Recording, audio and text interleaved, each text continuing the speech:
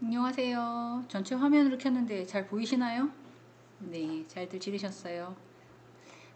기초 학습 국어 시간입니다. 이제 어느 정도 안정이 좀 되지 않으셨는지 모르겠습니다. 네, 학교 생활하는데 좀 정신이 없었죠. 자, 보면 너무 많은 분이 오셔가지고 제가 이걸 어떻게 해야 될지 잘 모르겠습니다, 사실. 네, 한 80명 정도 되는데요. 네, 많은 분들이 오셔가지고 제가 혹시 또 정정이 있으실까 싶어서 뭐 명단을 그렇게 특별하게 부르거나 뭐 그러지는 않았습니다만 그래도 음, 눈에 익은 분도 좀 계시고 나머지는 다들 2학년이신 것 같아, 1학년이신 것 같아요. 저번에 말씀드린 것처럼 한 6강까지는 어휘 중심으로 할 거고요. 그리고 나서는 독해도 살짝살짝 집어넣습니다. 그래서 조금 일상생활에서 필요한 것들 그리고 좀 헷갈리는 부분들 뭐 그런 거 중심으로 사실은 같이 읽고 좀 약간 대화도 하고 막 이래야 되는데 이게 비대면이다 보니까 저 혼자 떠들어야 되잖아요. 그죠? 그래서 저 그런 게 좀 없잖아 있는데 그래도 상황에 따라서는 조금 좀 도움이 되시지 않을까라고 생각을 해요. 자, 짜임새 있는 구성 파악하기라는 제목 아래 단어를 가지고 짧은 글 짓기를 준비를 했습니다. 근데 아시는 것도 있으시지요. 근데 이거를 국어에 포함시켜서 글로 포함시켜서 뭔가를 표현한다는 거는 그렇게 흔치 않으니까 2학년 수업을 들어가는데 2학년 분이 그러시더라고요. 제가 제일 싫어하는 게 책 읽는 거래요. 그래서 이 수업을 안 들으려고 노력했는데 시간상 어쩔 수 없이 들었다고 뭐 이런 얘기 하시더라고요. 그래서 최대한 힘들지 않게 괴롭히지 않겠습니다. 뭐 이랬는데 사실 비대면이고 이 80명이라는 되시는 분을 A, B, C를 나누는 게 사실 제 입장에서는 상당히 고민이거든요. 아는 사람한테 A, 모르는 사람한테 B 이렇게 주기는 제 명예를 걸고 있을 수 없는 거고요. 어떤 분이 어떤 식으로 공부를 하셨냐에 따라서 조금 달라지니까 그래서 얇은 공책에다가 한 거를 이제 적으시면 공부하시면서 아이고 뭔 놈 숙제가 이렇게 많아 라고 얘기하지 말라고 말씀드렸습니다. 방법이 없어요. 네. 그냥 듣고 귀로 들었어 흘러갔어 이렇게 하면 안 돼요. 그래서 쓰는 건 제 생각에는 귀로 들었어 여기 딱 막는 그런 효과가 있지 않을까. 사람은 갖고 있는 여러 가지 감이 있잖아요. 오감, 눈으로 보면서 맛도 보면서 음미도 하면서 손으로 만져보면서 뭐 이런 것도 있듯이 학습도 마찬가지예요. 어떤 분이 아무리 생각해도 나는 공부에 소질이 없는 것 같다 이렇게 얘기하시는 분이 계세요. 근데 이제 비유를 항상 콩나물에 비유를 합니다. 콩나물을 길러보시는 분은 아시겠지만 콩나물에다가 물을 주고 검정 어, 천을 덮어놓죠. 햇볕을 못 보게. 그럼 거기서 알아서 뿌리 식물이기 때문에 그래요. 이렇게 뿌리로 내려서 하는 걸 저희가 또 먹잖아요. 근데 영양소가 되게 많잖아요. 콩나물 자체가 흔하지만 그럼 물을 줬을 때 밑에 물이 다 빠져나갑니다. 그죠? 준 것 같지도 않아요. 한 1리터를 줬다 그러면 한 거의 뭐 1리터 다 빠져나가는 느낌이 들어요. 공부라는 게 그렇습니다. 아무리 투입을 시켜도 자꾸 빠져나가는 또 까먹고 또 까먹고 도대체 이게 뭐 또라이인가 봐. 정신병 걸렸나 뭐왜 이렇게 까먹는 거야? 그 까먹을 나이죠 다들. 그렇죠. 그렇지만 안 하시는 분보다 훨씬 더 기억을 하실 거예요. 그래서 공부를 배운다라고 지식을 배운다, 안다라는 것보다 축적된다라는 단어를 쓰는 게 뭔가가 자꾸 쌓이는 거죠. 보이지 않는 것들이. 그런데 학생이었을 때는 이 쌓이는 속도가 예를 들어서 한 달, 두 달이면 된다라고 하지만 이제 성인인 같은 경우에도 한 달 걸릴 걸 두 달 이게 기간만 늘어난 것뿐이지 다 쌓입니다. 어, 절대로 듣고 그냥 흘려가는 거 없다고 생각이 듭니다. 그러니까 조금 스트레스 좀 받으시더라도 어차피 학교에 안 나오시고 공부하시는 거니까 자기만의 공책, 저한테 내실 수 있는 공책 준비하셔서 조금 이렇게 하시면 좋을 것 같아요. 그냥 막 쓰지 마시고요. 1강 뭐뭐뭐 제가 이렇게 사이트에 올릴 때 이름 적어 놓는 거 보시면 될 것 같아요. 1강 어휘편에는 비유하는 표현, 2강 어휘편에는 이야기 구조, 3강 짜임새 있는 구성 뭐 이런 식으로 제가 제목을 달아놨어요. 그러면 날짜, 그 다음에 제목 뭐 이런 걸 또 적으셔서 거기에 맞게끔 준비를 하시면 좋을 것 같다. 자, 다음 단어를 가지고 짧은 글짓기를 한번 해보세요. 나붓기다. 무슨 뜻이에요? 나붓기다. 낙엽이 바람에 나붓기다. 아니면 그 혹시 이제 나이들이 있으시니까 키 이렇게 저도 어릴 때 해봐가지고 키를 이렇게 하면 알과 껍데기가 구분이 되면서 껍데기가 바람에 나붓기다. 뭐 이런 식으로 쓰잖아요. 이제 그런 단어를 한번 넣어서 네 한번 넣어가지고 글짓기를 한번 해보시면 좋을 것 같아요. 읍조리다 뭐예요? 말을 하는 거잖아요. 말. 그런 읍조리다라는 걸 넣어가지고 또 저 꼬마는 예를 들면 즉흥으로 해보는 거예요. 저 꼬마는 시조를 읍조리고 있네. 대단하다 어린 친구가. 뭐 이런 식으로 읍조리다를 가지고 짧은 글짓기 뭐 2줄도 괜찮고요. 1줄도 괜찮고요. 이렇게 단락도 상관없습니다. 그러려면 지문이 되게 많으니까 되게 많잖아요. 그래서 제가 한 거 말고 생각하셔서 생각나는 것대로 글을 좀 써보시는 것도 좋을 것 같아요. 폭약. 폭약이 뭡니까? 지금은 폭약이 터진다 그러면 어떻게 해야 돼요? 공황하고 난리 나잖아요. 이제 그런 것들. 이제 폭약을 가지고 뭐 옛날에 인민군들이 뭐 땅에다가 묵어놓은 폭약을 군인이 밟았다. 뭐 이런 거 쥐레 같은 거잖아요. 뭐 그런 걸도 있고 또 역사로 보면 윤봉길 의사가 도시락 폭탄 해가지고 딱 던지고 자수해서 또 희생을 당하잖아요. 뭐 그런 것도 있을 수 있고요. 뭐 여러 가지로 가지고 글짓기를 해보시는 것도 나쁘지 않아요. 단판 뭐예요? 딱 단판 짓자, 끝장을 보자 뭐 이런 뜻이잖아요. 이런 단어를 가지고도 한번 해보시는 것도 좋고요. 푸죽간, 좀 정겨운 단어인 것 같아요. 푸죽간, 지금으로 하면 뭐예요? 정육점이에요. 그죠? 정육점 아직도 있죠. 가시나요? 네, 많잖아요. 뭐 마트에도 있고 길거리 가면은 정육점도 있고 요새 이제 제가 아는 어떤 시장이 있는데요. 재래시장인데 젊은 한 20대 후반에서 30대 초반 정도 되는 것 같아요. 젊은 남자 셋이서 막 신나는 음악을 틀어놓고 막 신나게 고기를 쓸고 오늘도 즐거운 하루 되세요. 그리고 한 사람은 또 파를 막 쓸고 있어요. 그리고 이제 삼겹살을 사시는 분한테 파를 공짜로 막 주는 거야. 이만큼 서비스로 드리겠습니다. 다음에 또 오세요. 막 이렇게. 그리고 소스도 만들어서 막 팔아요. 그 친구들이. 그러니까 거기서 정육점에서 고기를 사면 파채를 그냥 주는 느낌인 거야. 파 우리가 막 쓸기도 사실 힘들잖아요. 그러니까 거기 막 줄 서 계시더라고. 그래가지고 삼겹살 그것도 어디예요? 파를 살려면 또 돈이니까 전략적인 방법을 하죠. 그래서 한 친구는 거의 뭐 고글 같은 거 쓰고 파만 쓰고 있고요. 두 친구는 하나는 막 고기를 밀고 있고요. 그 밀어놓은 고기를 냉장고에 넣어놓으면 한 친구가 이렇게 또 잘라서 판매하고 있고요. 그러니까 경제학적으로 말하면 분업화가 딱 되어 있는 거죠. 누구는 뭐하고 누구는 뭐하고 누구는 뭐하고 이렇게. 그리고 뭐 어떤 데는 쿠폰을 좀 줘서 다시 우리 가게로 오게끔 하는 경우도 있고요. 팔을 또 공짜로 주니까 자꾸 찾아오게끔 하는 경우도 있고요.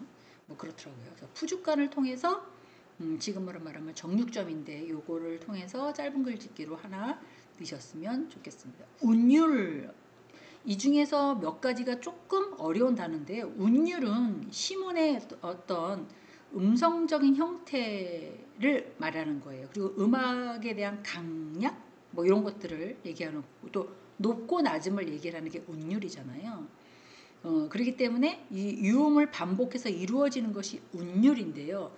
뭐 저는 음악 잘 모르지만 쿵짝짝 쿵짝짝 뭐 이런 거 쿵이 좀 세고 짝짝이 작잖아요. 이런 걸 운율이라고 얘기합니다. 그래서 이런 거를 가지고 짧은 글짓기를 쿵짝짝 쿵짝짝 쿵짝짝 뭐 이런 것도 있고요. 쿵짝짝 쿵짝짝 쿵짜자작짝 쿵짜자작짝 뭐 이렇게 여러 가지가 있을 수 있잖아요.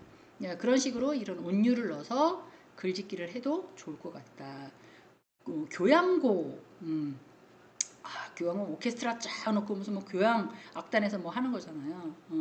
그런 걸 넣어서 또 짧은 글짓기를 해보시는 것도 좋을 것 같고요.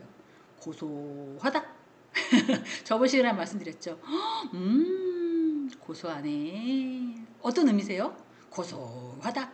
너가 그런 일을 당해서 쌤통이다. 뭐 약간 이런 뉘앙스. 오, 고소하네. 뭐 이런 거는 저번 시간에 배웠잖아요.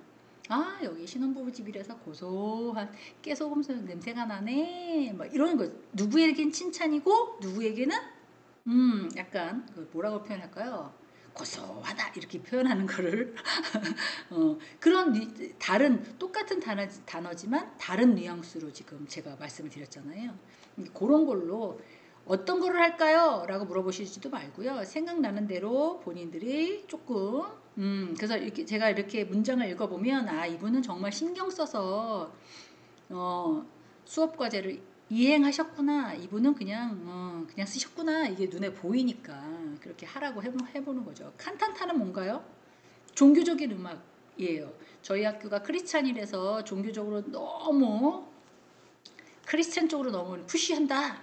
여태까지 한 번도 그런 얘기는 듣지는 않았지만 뭐 불교는 불교대로 또 다른 종교는 다른 종교대로 존중을 하죠. 근데 저희 학교가 크리스찬이다 보니까 종교적인 음악 칸탄타 막 부르잖아요. 노래 뭐 크리스마스라든가 추수감사절이라든가 뭐 이런 걸 하면 오케스트라 깔아놓고 칸탄타를 한다든가 아니면 합창에서 칸탄타를 한다든가 뭐 여러 가지가 있잖아요. 종교 음악을 칸탄타라고 하는데 이걸 집어넣어서 짧은 글짓기 해도 괜찮다.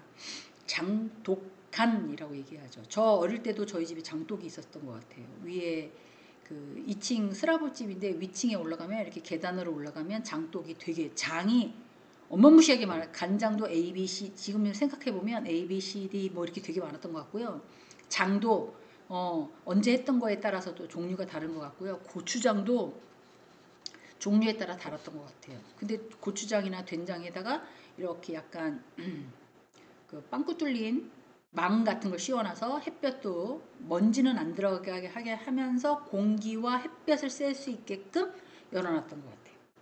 근데 지금은 그게 다 없어졌잖아요. 장독간이라는 걸 집어넣어서 일부러 성인학습자들이 귀에 있고 뭐랄까 친근감 있는 단어지만 조금 헷갈릴 수 있는 단어를 집어넣어서 짧은 글짓기를 만들어 봤습니다.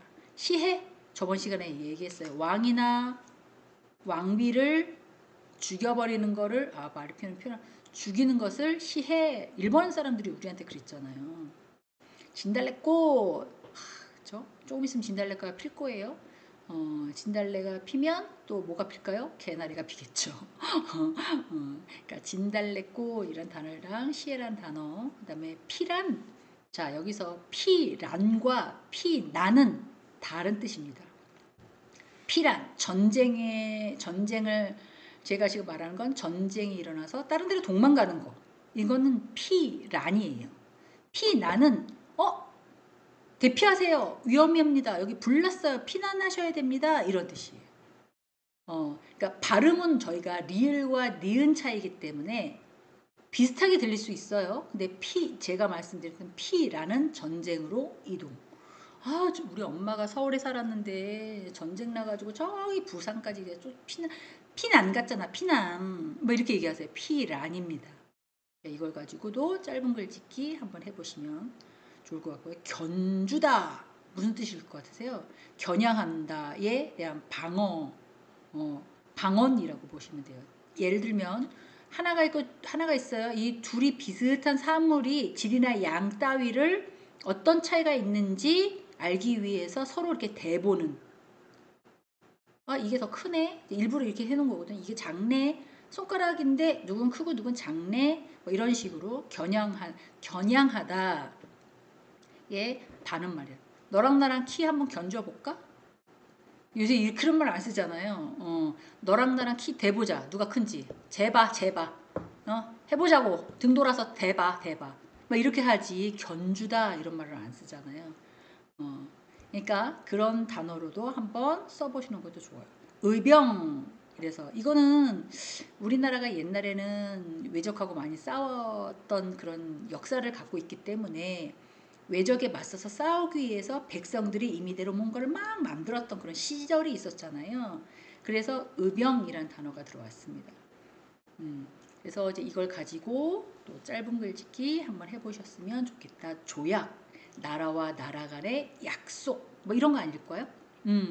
근데 강대국가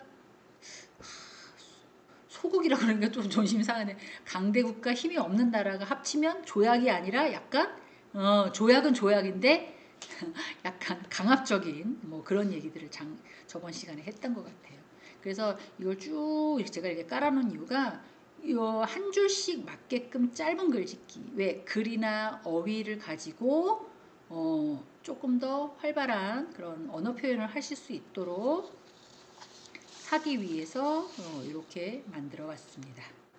한 장을 이렇게 내려보겠습니다. 자, 국어에 대해서 자료를 사야 되나, 책을 사야 되나요? 이렇게 얘기하시는 분도 계시는데요. 책은 사지 마시고요. 제가 다른 수업도 들으시는 분들은 뭐 PDF 파일을 제가 다 올려드리고 그리고 파워포인트를 다 올려드리잖아요. 그래서 이걸 프린트 하셔서 그리고 공책에다가 적으시면 더 좋을 것 같습니다. 그리고 그래서 뭐 이게 언제 수업인데 언제 적이다. 이게 구분 없이 적으시면 제가 양을 또 기억을 못 하잖아요. 그러니까는 80명이나 되기 때문에 숙제 검사하는 것도 어마무시하게 들어갈 것 같아요. 사실은 시간이. 그러니까는 구분할 수 있게끔 맞춰서 1번에 3번 요번에 세 번째 강좌잖아요. 3번에 1, 3번에 2, 3번에 3 뭐 이런 식으로 해서 하시면 좋을 것 같습니다. 자, 그 다음에 이야기 구조에 대한 요약하는 방법. 원래 여기 나와 있는 것처럼 문장을 쫙 읽고 지금 독해 부분이 뒤에 있긴 한데 문장을 쫙 읽고 사실에 대한 질문, 사건에 언제 발생이 됐으며 어디서 일어났으며 누구와 같이 하며 무슨 일을 했으며 언제 어디서 누구와 왜 무엇을 어떻게 뭐 이런 거잖아요. 육하원칙. 그런 식으로 이야기 구조를 요약하는 겁니다.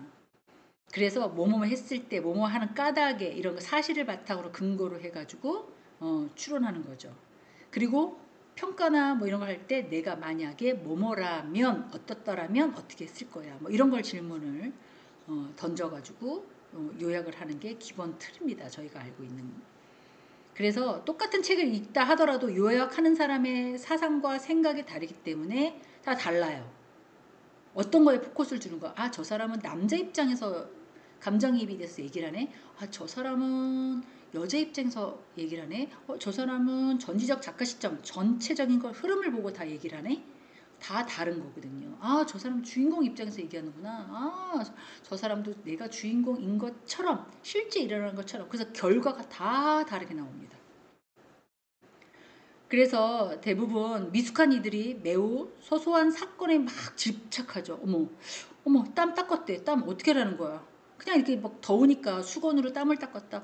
어머, 수건? 그거 누가 준 거지? 어머, 땀을 닦아서 그 수건은 어떻게 했지? 책에 나와 있지 않은 것들을 막 상상하는 거죠. 그 빨았나? 빨아서 다려야 되는데. 그럼 또 수건은 있나? 아주 사소한 게. 그래서 능숙한 독자들은 필자가 생각하는 그런 핵심을 딱딱딱딱 집어내는 거예요. 제가 성경 읽을 때 맨날 그랬어요. 뭐 주 예수 가라사대 뭐뭐 하옵소서 이 사람이 뭐 얘기하는 거지 지금 왜 그 뜻이 너무 어렵고 그다음에 용어 자체도 그렇고 그다음에 이름도 너무 어렵고 지역 이름도 너무 길고 막 이러다 보니까 제가 감당을 못 하겠더라고요. 근데 지금은 계속 읽고 확인해 보니까 아, 이 사람이 얘기하는 게 이런 부분이구나. 그렇게 핵심을 딱딱딱 추려내실 줄 알아야 된다는 거예요. 그래서 다양한 방법에 따라 흐름을 어떻게 정리하느냐에 따라서 이야기의 구조와 요약을 잘 파악한다고 보시면 될 것 같아요. 전체를 한번 쫙 읽고 핵심 요약의 뭐 문자 지금 독해를 계속 하고 있잖아요. 맨 뒤에 딱 집어가지고 어떻게 하고 있는지. 그래서 내가 만약에 여기에서 요약자라면 첫째 문단을 간단하게 어떻게 이 책을 소개할까? 그리고 문장부터 여러 가지 핵심 정량을 뭐 예를 들면 여기 나온 것 같다. 발달, 전개, 절정, 결말 이런 부분에 따라서 구분해서 설명하는 거죠. 왜 이런 사건이 일어났는지, 왜 둘이 이렇게 했는지, 왜 여러 사람들이 이런 식으로 할 수밖에 없었는지 이런 발달을 이야기 사건을 이제 시작하는 부분을 체크하고요. 그 다음에 사건이 본격적으로 발생해서 갈등이 어떻게 일어났는지 이런 것들을 이제 전개라고 하잖아요. 그러면 조금 세분화된 것들을 계속 읽거나 앞에서 얘랑 이랑 싸웠나? 잠깐만. 그러면 저기 앞에 거를 정상적으로 읽는 게 아니잖아요. 그리고 소설 요약하는 것도 지금 말씀드린 것처럼 처음 부분과 마지막 부분을 알고 있다 하더라도 등장인물이나 배경 설명이 충분히 되어 있는지 모르는 얘가 뚝 튀어나왔어. 이건 뭐지? 얘 누구지? 사춘. 얘 사춘이구나. 얘 전 여자친구였어. 어머 전 남편이었네. 뭐 이런 식으로 그 사람의 인물과 이런 것들이 빨리 독자가 파악하게끔 글을 써야 됐었던 거죠. 그래야 읽는 사람 입장에서는 금방 들을 수 있게끔. 그래서 구조를 요약하는 게 되게 바람직한 건 발달, 전개, 절정, 결말 수준으로 하셔야 되는 거예요. 그리고 처음과 끝이 먼저 결말 잘 쓰는 사람은 처음과 결말을 먼저 쓰고 중간에 막 이슈를 쓴다고 그러더라고요. 근데 저희는 또 그런 게 아니니까 이야기의 균형이 맞아야 되고 서로 이슈가 연결돼야 되고 혹시 중요한 부분이 있으면 빠뜨렸는지 빠뜨리지 않았는지 이런 것도 좀 봐야 되고요. 그리고 너무 또 이 A를 얘기했다가 Z로 확 넘어가 버리면 이건 뭐야? 뭔 얘기야? 또 읽는 사람이 헷갈리잖아요. A를 얘기했으면 B를 얘기해야 되고 B 갔다가 C 갔다가 뭐 이렇게 단계별로 뭔가가 돼야 되는 거잖아요. 근데 이 또 주제가 뭐냐에 따라서도 좀 다릅니다. 과학이냐 경제냐 이런 정보를 담는 주제라면 새롭게 알게 된 지식이 있어야 돼요. 그렇지만 내가 알고 있는 지식보다 어머 이런 단어를 핀테크라고 하는구나 뭐 이런 거. 핀테크 연필인가? 이거 핀테크가 뭐지? 테크놀로지하고 어떤 재테크랑 합쳐진 말이구나. 그래서 핀테크라고 부르는구나. 그럼 뭐야? 뭐 카카오톡으로 예를 들어서 매일 1,000원씩 적금하는 것. 그것도 핀테크예요. 뭐 그런 식으로 새롭게 알게 된 그런 지식을 알려주거나 내가 알고 있는 지식에서 좀 확장해서 생각할 수 있게끔 하거나 이런 새롭게 된 지식을 알려주는 것이 과학하고 경제라고 한다면 일반적으로 지금 저희가 사회문화 어떤 이슈들 제가 지금 보여드리고 설명하는 그런 어떤 독해는 역사적인 거잖아요. 제가 역사를 고른 이유가 있다고 말씀드렸죠. 새롭게 된 학문을 받아들이시는 것보다 옛날에 겪었던 거 그리고 학교에서 많이 배웠던 것들을 읽는 것이 독해로 연습하시는 것이 훨씬 더 이해력이 빠르실 것 같아서 제가 선정했다고 말씀드렸어요. 그러면 잘은 모르지만 그래도 대충은 뭔 의미인지 3.1운동 그러면 유관순이 난리친 거야. 왜 그런 일이 생긴 거야. 대충 우리 알잖아요.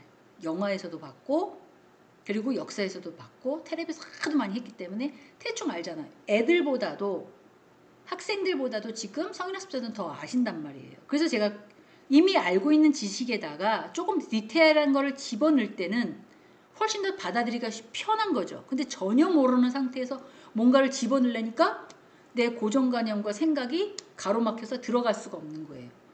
그래서 어휘, 조금 모르는 단어, 좀 생소한 단어, 우리가 평상시에 쓰지 않았던 단어를 집어넣고 독해를 가지고 그거를 연습하시면 내가 미리 알고 있었던 지식에다가 뭔가를 이렇게 조금 집어넣은 거니까 조금 더 편하지 않으실까 싶어서 이렇게 말씀을 드리는 거예요. 그래서 이야기 구조를 요약하는 방법은 발달, 이 사건이 어떤 식으로 시작됐는지 그리고 사건이 본격적으로 어떻게 갈등을 일어났는지 시간이 커지면서 시간과 사건이 커지면서 긴장감과 뭐 이런 것들 걔가 걔를 죽였나 봐. 걔네들이 뭐 자살했나 봐. 행복하고 뭐 했나 봐. 뭐 이런 식으로 해피엔딩을 끝날 수도 있지만 이게 결말을 낼 수 있는 걸로 절정했다가 이제 결말을 갈 수 있게끔 하는 거죠. 그래서 이 주제를 선정하기 위해서는 이야기 구조의 바탕을 잘 완성해야 됩니다. 뭐 예를 들면 여행 가는 가족들을 포커스를 딱 잡아서, 이건 제가 그냥 쓴 거예요.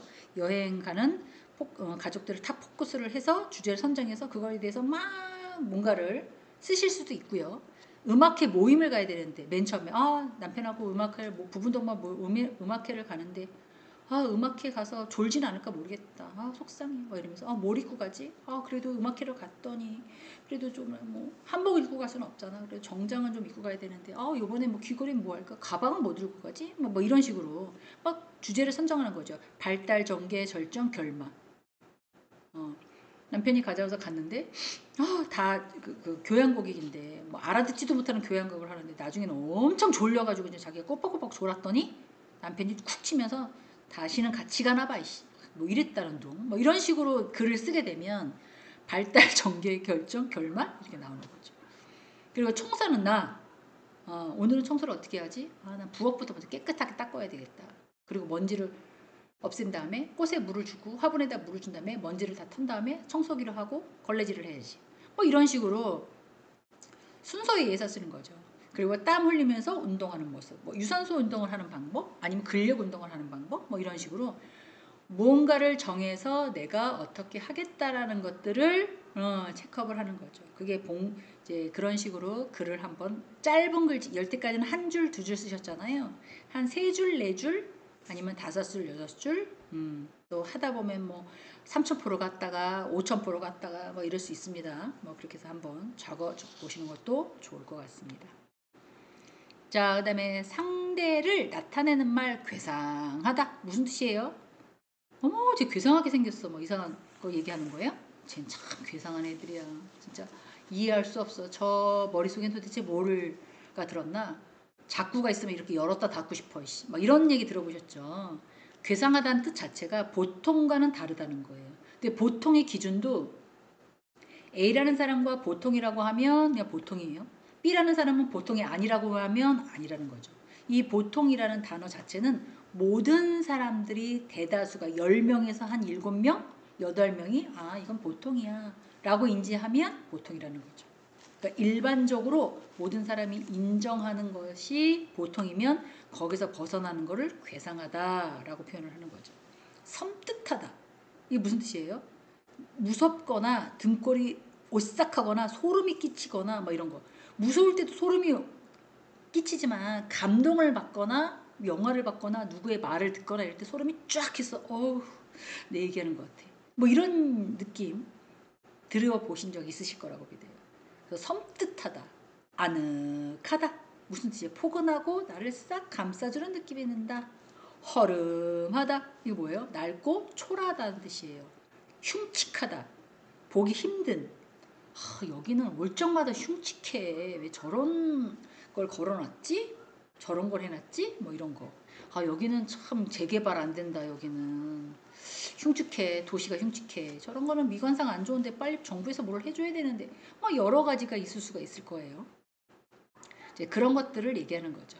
허멀겋다. 들어보셨나요? 허멀겋다.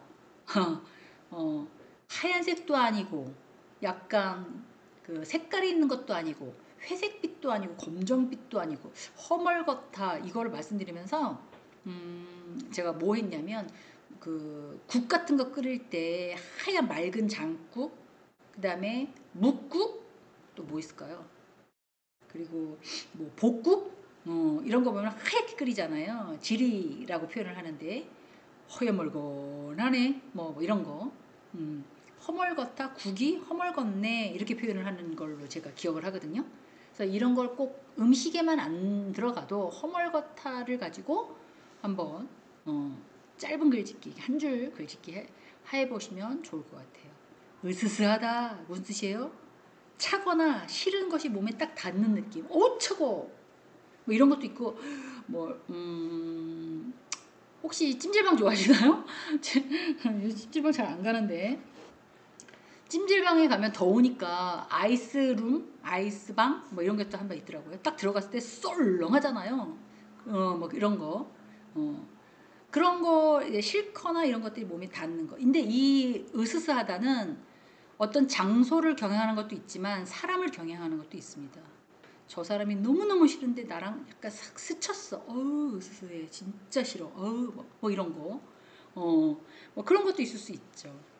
그런 거. 그러니까 싫거나, 원래 본 뜻은 싫거나, 차거나 싫은 것이 몸에 닿았을 때 느끼는 감정을 으스스하다라고 얘기를 합니다. 뾰루스레하다. 뾰유스레하다. 발음이 좀 어려워요. 저도 해보니까 그런 것 같아요. 이게 평상시에 뭐 이런 얘기 안 쓰잖아요. 허멀같아. 흉측하다는 써요. 허름하다도 써요. 아늑하다 이런 것도 가끔 써요. 근데 으스스하다나 뾰루스리하다 이런 거는 약간 선명하지 아니하고 약간 뿌옇다. 뭐 부유스리하다. 랑 조금 더 센 느낌이다라고 사전적 의미로 담고 있더라고요. 예를 들어서 스모그 현상이 쫙 되어 있어요. 스모그 현상이 되어 있는데 여기 가니까 안 보여. 왜 이래? 이게 저기 뭐야 미세먼지 때문에 그래. 아니면 안개가 꼈어. 왜 이러는 거야? 뭐 이렇게 표현하지.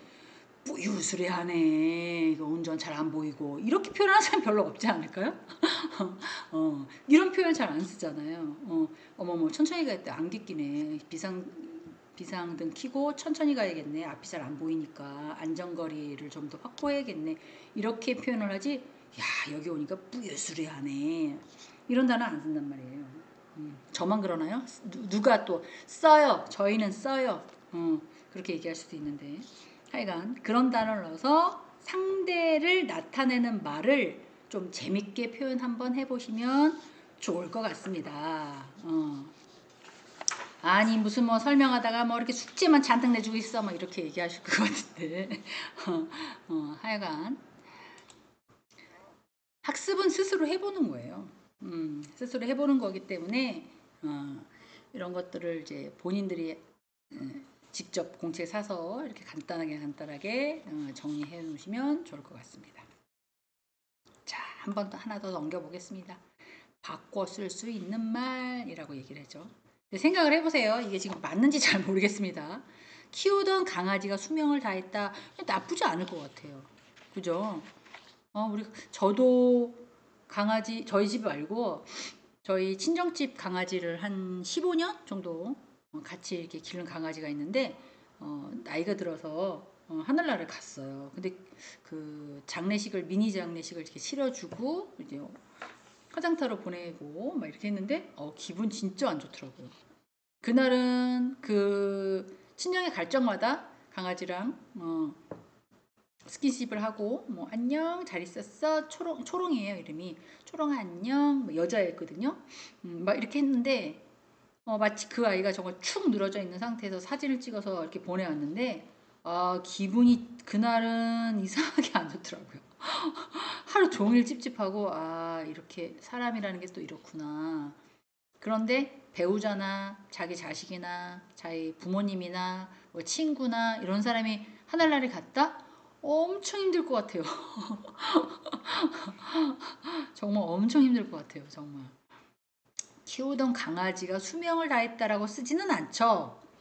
대부분의 수명, 사람의 목숨을 수명이라고 얘기하잖아요. 그럼 뭐라 그래야 돼요? 그냥 목숨을 다했다 이렇게 쓰는 게 맞다. 수명 자체가 사전적 어휘로 보면 살아있는 기간이나 나이 이런 뜻이거든요. 그래서 목숨을 다했다 이렇게 바꿔서 써도 좋을 것 같아요. 그리고 대관령의 목장의 양떼가 가득하다. 물론 양떼들 봐봐. 이쁘네. 애들 이렇게 씻지도 않아서 더럽네. 뭐 대관령 목장에 가가지고 저 한번 그런 거 듣겠는데. 떼라고 얘기하지 않고 뭐라고 합니까? 떼는 이렇게 몰려다니는 듯한 느낌. 뭐 나쁘진 않아요. 근데 사람들한테는 이것들 떼거지로 몰려다니는 이것들이 뭐 이렇게 얘기를 할 수가 있어요. 어머 등산객이 떼거지로 왔네. 이렇게 얘기할 수 있어요. 근데 이제 동물한테는 무리라고 얘기하죠. 무리가 가득하다. 우리가 알고는 있지만 그렇게 표현하지 않죠. 사람한테 쓸 거를 동물한테도 쓰고 동물한테 쓸 거를 사람한테도 쓰죠. 지금 이거 뭐예요? 다 사람한테 쓰는 말을 지금 잘못 쓰고 있는 거를 바꿔 쓸 수 있는 말. 평상시에 우리 이렇게 얘기하잖아.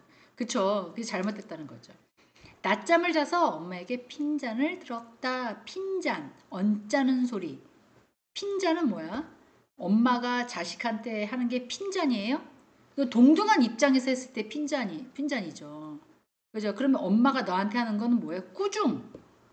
그죠? 꾸짖는 소리란 말이에요. 그럼 어떻게 핀잔이란 단어, 언짢은 소리, 어, 꾸중을 들었다. 이거는 약간 뭐랄까 표현해. 조직으로 말하면 이렇게 상하 관계에서 일어나는 것들을 얘기를 하는 거죠. 이 핀잔은 비슷한 사람끼리 이렇게 핀잔을 주고 그래. 쑥스럽고 좀 뻘쭘하게 뭐 이런 얘긴데 이제 꼭 자식이 아랫사람은 아니지만 그래도 이렇게 서열이 있는 사람한테만 쓰는 때는 꾸중이라고 얘기를 해야겠죠.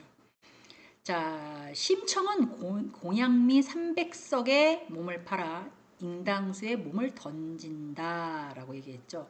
이 석이 아니라 섬입니다. 섬. 섬은 곡식이나 양을 세는 말이 한 섬, 두 섬, 량을 세는 거예요. 섬이 킬로그램을 뜻하는 얘기를 하거든요. 근데 이 한 섬은 제가 알고 있는 상식으로는 144kg 정도 되는 걸로 알고 있어요. 쌀 기준으로. 보리는 조금 더 낮은 걸로 알고 있습니다. 한 138 정도 되는 걸로. 정확한 건지 모르겠는데. 그래서 한 섬, 두 섬. 그러면 300섬의 몸을 팔아. 이렇게 얘기를 하는 거죠. 왜 그랬어요? 부모님의 눈을 뜨기 위해서. 동화책 같은 거 보면, 전래동화 같은 거 보면, 그렇게 얘기를 하잖아요. 그래서 좀 바르게 써야 된다. 그런 거죠. 훌륭한 임금은 만인에게 은혜를 베푼다. 만인? 물론 만인이 모든 사람을 뜻하는 건 맞아요. 근데 임금이 뭐라 그래, 백성들을 얘기할 때 만인이란 단어 쓰지 않잖아요. 만백성에게 은혜를 베푼다. 아까 늦잠을 자서 엄마에게 핀잔을 받는다. 이렇게 조직에서 일어나는 것들. 임금하고 백성들 간에 약간 서열이라고 얘기하면 좀 그런데 이런 조직 구조가 있다 보니까 만인이란 단어보다 만백성이라고 바꿔 쓰는 게 정답입니다. 주요 시설을 곳곳을 감시하는 보초들이 많았다. 보초 맞는 단어 같습니까? 보초 그러면 어떤 경계병? 보초가 무슨 뜻이에요? 군인이 보초수다. 우리 아들은 전방에서 보초 섰어요. 뭐 이런 거죠. 경비를 서서 일하는 사람을 보초라고 얘기하죠. 근데 이 보초는 주요 시설을 감시 보초들 하고 있다. 지금 뭘로 바뀌었어요? CCTV로 바뀌었잖아요. 경계병 이렇게 보초는 꼭 이렇게 약간 경비를 서는 사람들이기도 하겠지만 여기서 시설들이 곳곳이 감시하는 보초들이 많다. 요새 다 CCTV로 바뀌니까 경계병으로 좀 바꿨어도 어휘는 나쁘지 않을 것 같습니다. 가뭄에 온 동네가 굶어 죽는다는 아우성이 있었다. 그 아우성이 뭐예요? 막 악을 지르면서 떠드는 소리를 아우성이라고 그러잖아요. 나 살려주세요! 막 그걸 아우성이라고 얘기하지 않고 여기서는 가뭄에 온 동네가 굶어 죽는다는 소란이 있었다. 이렇게 표현을 해도 나쁘지 않을 것 같습니다. 제가 지금 정답은 적어드리지 않았어요? 그러면 이렇게 맞는 걸 맞춰서 이렇게 적으시는 것도 좋을 것 같습니다. 자, 그 다음에 이제 간단한 독해 가겠습니다. 50분 수업이라 50분까지는 좀 공부를 하셔야 돼요. 제가 몇 번 읽어보라고 하셨죠? 그냥 듣고 말아야지 라고 하지 마시고요. 이렇게 한 장방밖에 안 되는 것들을 요약하는 것도 엄청 힘들었고요. 중간중간에 오타도 엄청나게 많아요.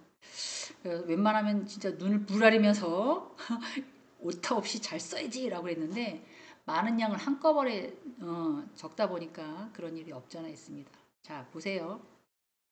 3.1 운동의 열기는 국외에 우리 민족에게 전해져 각지에서 독립을 위한 움직임이 일어났다.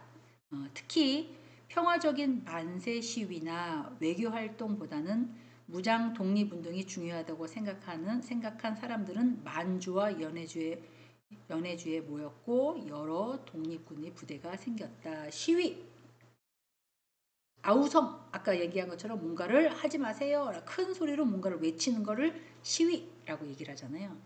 이들은 만주와 연해주에 거주하고 있는 동포의 도움을 받아 저번 시간에 만주는 어디 끝이고 연해주가 어디 끝인지 대충 말씀을 드렸습니다. 그래서 그냥 넘어가겠습니다.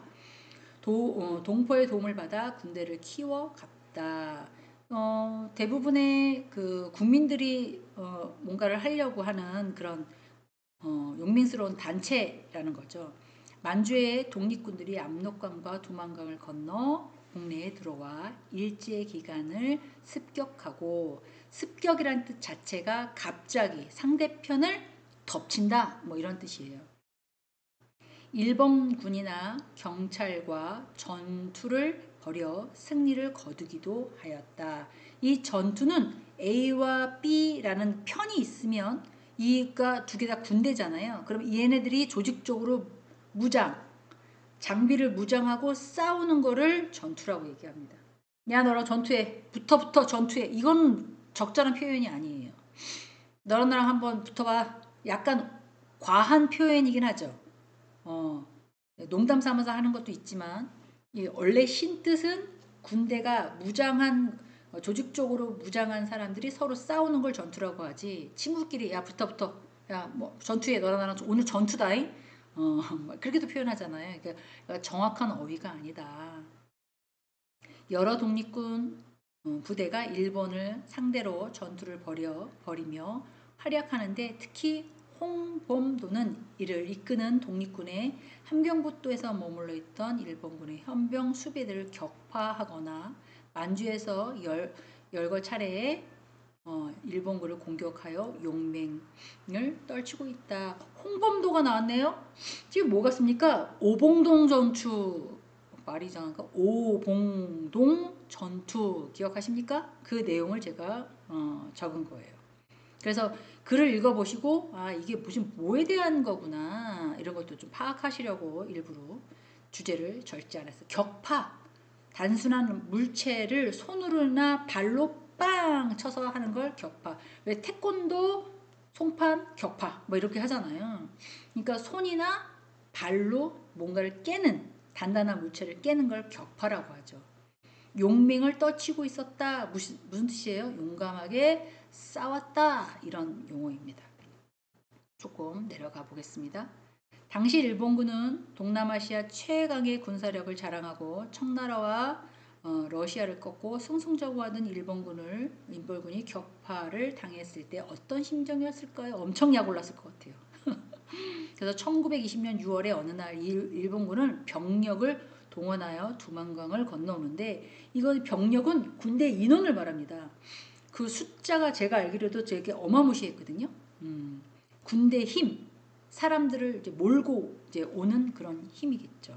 그래서 일본군 부대는 기관총을 무장하고 자신만만하게 홍범도 부대가 있는 봉오동으로 다가왔으며, 대한 독립의 중심이 된 여러 독립군의 부대가 작전상 후퇴하고 있는 상황을 모르고 다가갔다.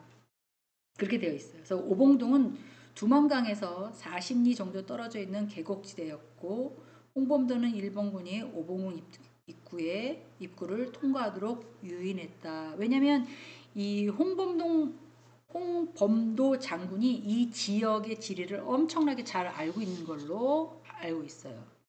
그래서 그 사람이 오면 제가 이렇게 하면 어떻게 움직일 거라는 걸 알고 있었기 때문에 거기까지 유인을 해야지만 전투에 승리하는 그런 걸로 제가 알고 있습니다. 이게 영화라도 제작이 됐기 때문에 넷플릭스를 갖고 계신 분은 한번 보시고요. 영화관에서는 지금 개봉하고 있지 않거든요. 그러니까는 뭐 자녀분한테 좀 다시 보기라든가 한번 해서 한번 이렇게 우리나라의 역사에 대해서 한번 보시는 것도 스트레스 해소도 하실 겸 이런 영화가 있었구나 라고 해서 한번 보시는 것도 또 이렇게 독해력을 키우는데 도움이 되실 것 같아요. 자, 잠복해 있던 독립군 연합군대는 홍범도의 장군이 명령에 따라 새 방면으로 일본군에게 총을 쏘기 시작하였으며 깊은 산속에서 일본군의 비명이 계속 타고 메아리 쳤고 저녁이 되어 구름과 안개가 자욱하게 끼었다.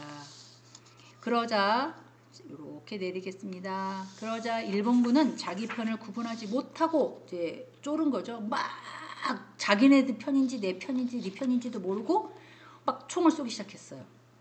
그러다 보니까 일본군은 157명이 사망했고 더 많은 부상자가 발생했다. 군대는 저도 군대를 안 갔다 와봤지만 지금 여기 들으신 분도 군대 갔다 오신 거 있잖아요. 이렇게 약간 의기투합 쫙 하게 되면 약간 무서운 것도 모르고 용맹스러운 그런 사람들이 된다며요. 그래서 남자들은 군대를 갔다 오는 게 좋다 뭐 이런 것도 얘기를 하시더라고요. 근데 이제 2024학번 분들은 무슨 과 이거 구분하지 마시고 그게 별 의미가 없어요. 2004학번으로 들어오시는 모든 분들은 그냥 딱 뭉쳐가지고 우리는 하나다 뭐 이래가지고 같이 열심히 공부하자 뭐 이렇게 의기투합 하셨으면 개인적으로 좋겠습니다. 자 보겠습니다. 우리가 이겼다는 독립군은 함성이 오봉동 일대에 울려 퍼졌으며 일본군의 정규군을 상대로 큰 승리를 거둔 독립군의 사기는 크게 높아졌다. 정규군이라는 뜻은 한 나라에서 이렇게 정부가 제도에 의해서 소속되어 있으면서 이 군대를 지원하자라고 표시하는 게 정규군입니다. 비정규군은요. 나라에서 인정하지 않지만 의병처럼 그냥 국민들이 야 바빠 죽겠는데 언제 허락받고 있니? 우리끼리 뭉치자 막 이런 것들도 있지만 여기 오봉동 전투에 투입된 건 다 정규군이라는 뜻이에요. 오봉동 전투는 우리도 일본에 맞서 싸우면서 이길 수 있다는 자신감을 갖게 되었습니다. 이후 독립군은 군사 조직을 정비하고 무기를 확충하는데 힘썼다라고 되어 있어요. 그래서 이 소식 한편 일본은 자존심이 크게 상했으며 이후에 1만 5천 명의 넘은 큰 규모로 병력을 동원해서 간도 지역 넓은 만주의 독립군을 없애려고 계획하였다. 이 만주 지역 제가 저번 시간에 말씀드렸는데 집단에 머물 수 있는 것 두만강 북쪽이면서 북한의 간도와 중국의 연변 사이에 의해서 우리 여기에서 조금 머물게요 라고 합의된 그런 지역을 간도 지역이라고 말씀을 드렸습니다. 그래서 이 한국 내에 주둔하고 있는 군대의 부대와 만주, 연해주의 일본 군대는 간도로 보내 독립군을 세 방면으로 공격하고 모두 토벌하였다. 자, 주군이라고 되어 있습니다. 이거 보이세요? 주둔이라고 되어 있습니다. 이거 군대의 임무를 수행하기 위해서 이렇게 잠깐 머무는 그런 곳, 등산을 할 때 중간에서 머물고 하는 게 베이스타운 것처럼 주둔하고 있다. 그런 곳이라고 보시면 돼요. 여기 보면 토벌이라는 단어가 나오죠. 토벌하였다라고 되는데 이건 무력으로 뭔가를 탁 쳐서 응징하는 그런 뜻을 갖고 있죠. 응징함 이렇게 표현하시는 분들도 있고요. 무력이 뭐예요? 힘으로 뭔가를 쳐서 없애버린다는 그런 뜻이기도 합니다. 이 소식을 들은 홍범도의 대한독립군과 김자진의 북로군정서군 일부러 천천히 읽었어요. 이게 북로군정서는 1919년도에 동강도에서 만든 무장 독립운동 단체입니다.